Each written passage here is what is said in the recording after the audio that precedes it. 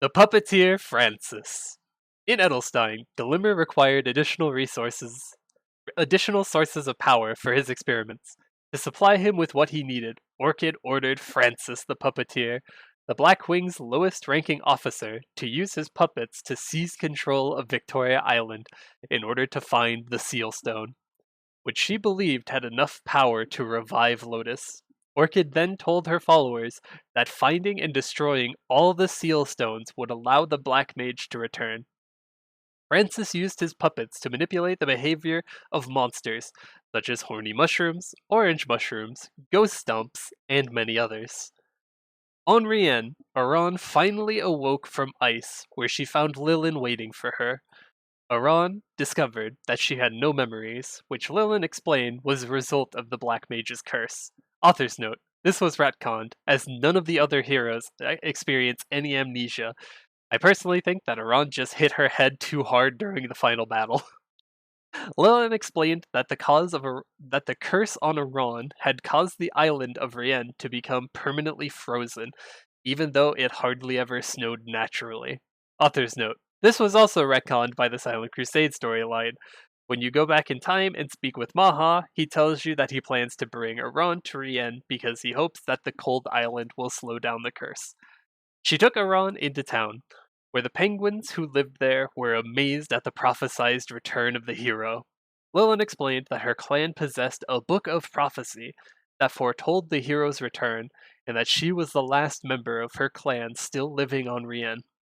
As Aran had lost her abilities from the curse, Lilin decided to help train Aran and return her to full strength, as the Black Mage was fated to return as well. After some basic training, Lilin showed Aran the giant polearm that they had excavated. Upon touching the polearm, some of Aran's old strength flowed into her. As she had grown stronger than the monsters in Rien, Aran was advised by Lilin to go train in Victoria Islands. She told Aran that an information broker named Mr. Truth, better known as True, could help her get stronger. Aran arrived at Lith Harbor and went to Truth's shop. After reading a letter of introduction from Lilin, True was amazed by Aran's return and explained that he was also part of the Rien clan, although he had left long ago after losing faith in the hero's return. In order to validate Lilin's faith, he promised to help Aran in any way that he could. To help her get stronger, True suggested that she work as an informant for him, as it would help her get stronger and learn more about the Maple world.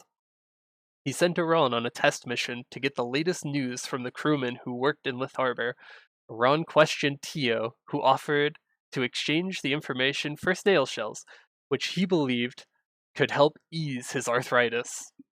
After bringing him the shells, Tio told her that the crewmen were mainly talking about the formation of the Cygnus Knights, as well as some concerns that the Black Mage may soon be coming back. True then sent Aran on her first real mission, which was to investigate the recent behavior of orange mushrooms in Henesys.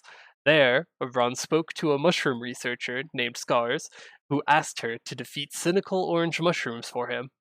After defeating them, Aran returned and brought him an orange mushroom puppet, which she had found inside one of the monsters. Scar then asked her to defeat berserk horny mushrooms in order to check if they also had puppets inside of them. Aran confirmed this by bringing him back a puppet from inside the monsters.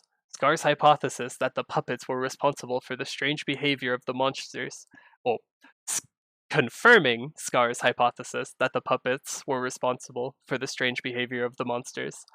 To confirm his theory, he asked Aran to investigate crying blue mushrooms, where she yet again found another puppet. Scar told her that the puppets produced a noise on a frequency that only monsters could hear, and promised that he would research more on the nature of these puppets. Meanwhile, on a farm in Henesys, a young boy named Evan had a dream in which he met a large onyx dragon, who told him that he had been destined to become a dragon master. Upon awaking, Evan saw the symbol of the dragon's forehead had been imprinted on the back of his hand. After completing some chores around the farm, Evan was sent by his father to find a lost piglet. As he approached it, he accidentally fell down a large covered hole in the ground and found himself in a forest exactly like the one from his dream. Instead of finding a dragon, however, he found an egg.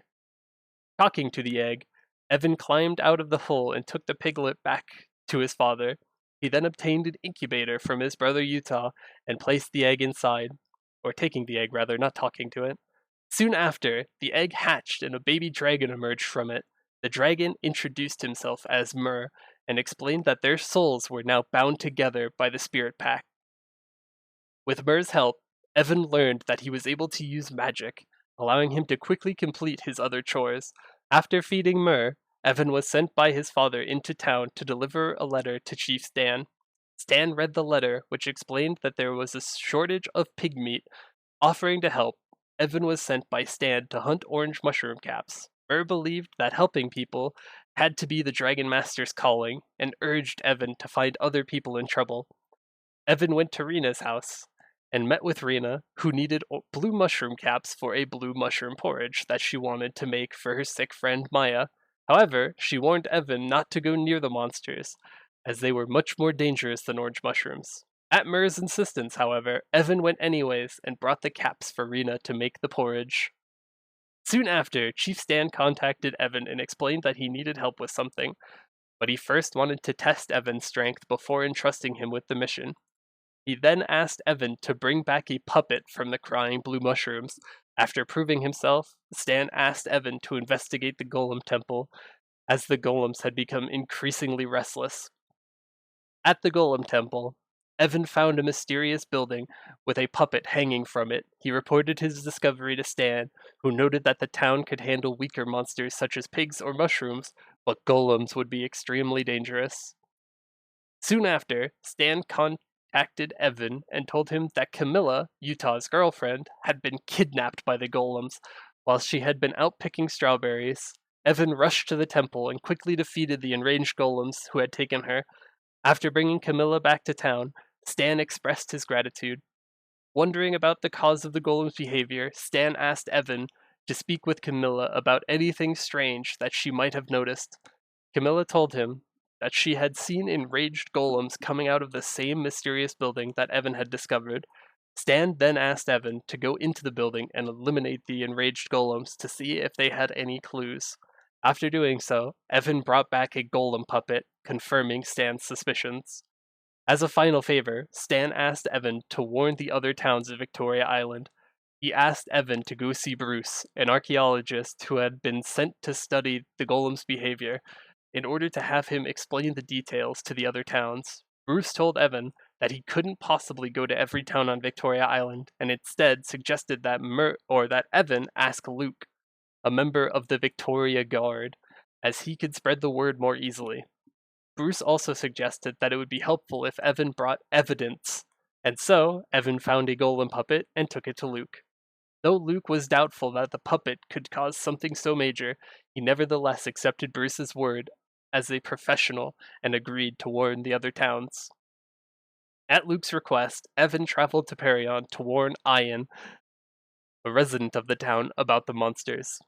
Ian then asked Evan to accept a position with the Victorian Guard to help around town. After consulting with Myrrh, he accepted the position and was made into an honorary guard, as he was too young to be an official one. For his first mission, Evan was asked to find an explorer who had gone missing in northern Perion. He found the missing explorer, Christopher, who was severely dehydrated. Evan brought him cold sap in order to help quench his thirst. He then reported back to Ian, who asked him to update the warning signs around Perion to ensure they were up to date with correct information. After fixing the signs, Evan learned from Ian that smirking ghost stumps had been discovered, just as Evan had warned, and asked him to see if they had a puppet in them as well. Evan successfully returned with a puppet in hand and realized the magnitude of the situation. Ian decided to call in official Victoria Guard members to defend the town. Though Evan was no longer needed, she told him that because of his actions he had grown more famous. She also told him that others around Victoria Island would benefit from his help as well. Meanwhile, True asked Aran to visit him at his store. where he told her the news about the kidnapping incident in Henesys and asked her to learn more from Chief Stan. Stan told her about how an enraged golem had kidnapped Camilla several days ago, and that it was likely due to a puppet. Aran went to the golem temple and found a golem puppet in the monsters. Dan then asked her to question Camilla about what she had seen.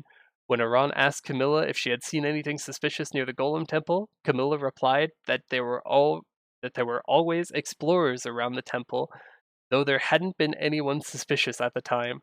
Aran then asked if she had seen anyone who could have been putting the puppets inside the monsters around town. Camilla suddenly remembered that a strange boy had arrived holding a puppet a few days ago, which had also been around the time that strange activities had begun occurring in Henesys. Realizing that this boy was the cause of the puppet activity, Aran warned Chief Stan about him before returning to True. True thanked Aran for the information, but added that he was worried for the people of Henesys. He suggested that she return to help the town's people in the meantime. Upon arriving, Chief Stan informed her that the strange boy had been sighted near the Golem Temple and asked her to check if the golems had any strange puppets inside of them. Aran investigated the temple and told Stan that she hadn't seen anything suspicious. Stan told her to stay on standby and that he would contact her again if something suspicious came up. Around the same time, Mur went through a metamorphosis and grew larger as Evan became stronger. Realizing that he knew very little about dragons, Evan decided to research more about Mur's species. They went to Henesys to find Jay, Chief Stan's son, and asked him if he had any books on dragons. Jay told him that he did, though he only allowed Evan to read it at the house, as he had been meaning to read it himself.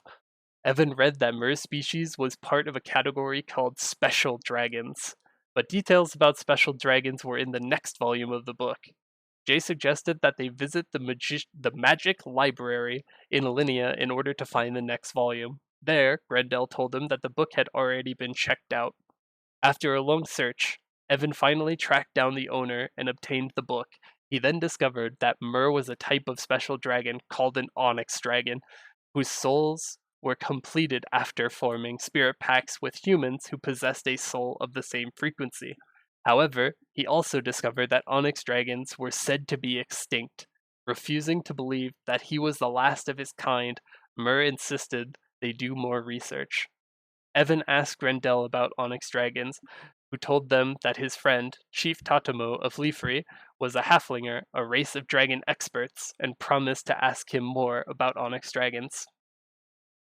Back in Henesys, Chief Stan called Aran and told her that a strange boy had once again been sighted near the golem temples. Though Aran took down many more golems, she was unable to find any traces of the strange boy. After reporting back to Stan, Aran heard a mysterious voice inviting her to his cave.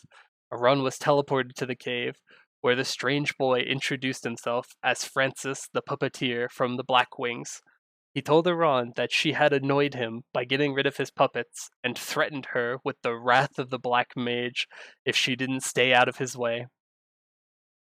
Aran returned to True's shop and explained what had happened. True explained that he had heard the Blackwings and that he had heard of the Blackwings and told her that he had thought that they were merely a hoax. He began to grow concerned that the old prophecies were coming true, which would mean that the Black Mage was fated to return soon.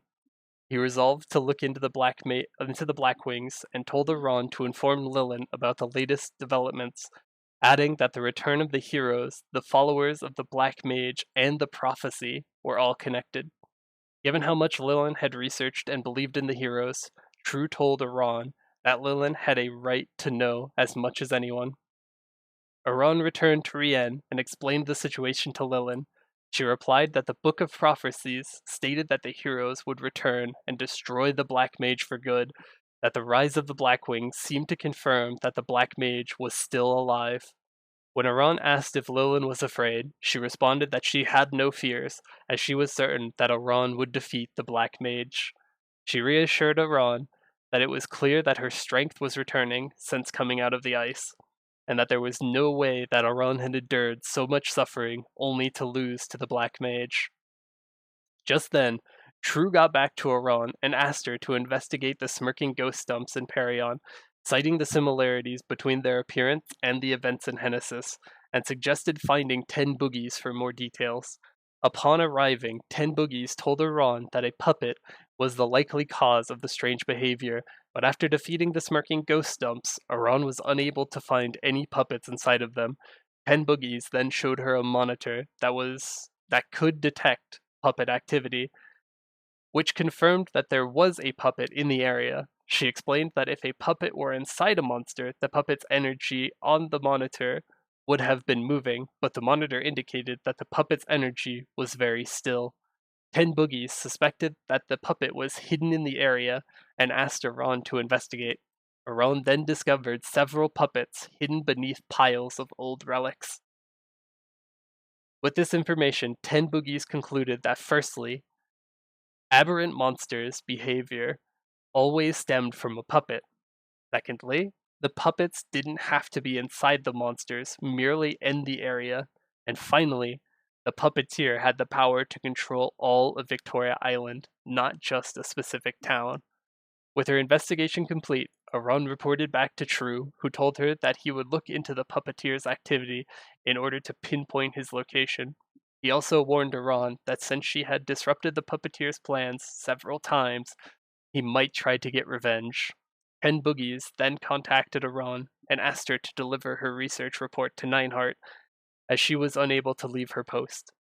In a rev, Nineheart thanked Aran for delivering the report, but curtly asked her to leave as soon as possible, as the rev was closed to strangers. Sometime later, True told Aran that Francis had been sighted in Alinea and asked her to speak with Rowan the Fairy, who was the one who had seen him. Rowan told Aran that she had seen a robed boy earlier, and that she believed him to be the puppeteer because the Evil Eyes had become much more violent shortly after his appearance. She asked Aran to defeat Evil Eyes to stop their noise pollution of the forest, after which she told Aran to go to the northern forests, where she would find a cave decorated with puppets. Aran went to the cave and heard a voice that demanded a password to enter. She returned to Rowan, who suggested that Fancy, a magical cat who lived near the great tree, might have overheard the password. Fancy offered to give Aran the password in exchange for Evil Eye Tales.